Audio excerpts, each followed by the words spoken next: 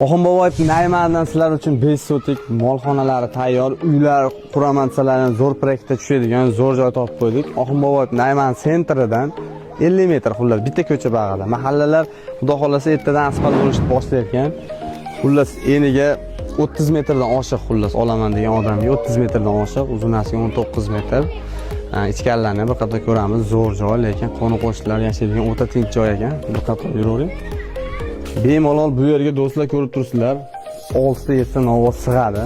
Boqaverasizlar. Bu tomonda yemxona, qo'yxona xullas bemalol foydalansa bo'ladi. Yem bosgani alohida naveslar ham qilib qo'ygan ekan. Ko'rib turibsizlar. Xullas ancha-muncha rasxod qilib qo'yilgan ekan. Bemalol molxonalar tayyor ekan. Bu tomonga o'zlaringga moslab bir qator ko'rsating bu tomonlarni, mana naveslari. Xudo xolasa cho'tka ham yo'q.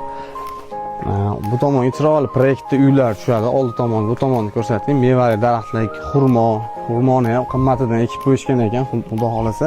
Xo'p, bu yerda 5 sotik kichkina deganlarga yana 1 sotik qo'shib berishaveradi. Uni kelishaverasizlar narxini o'zlari bilan. Ushbu joyda narxini 20.500 so'rayapti. Qiziqqanlar telefon qilaveringlar, sunnatiga ozgina o'tib berishadi.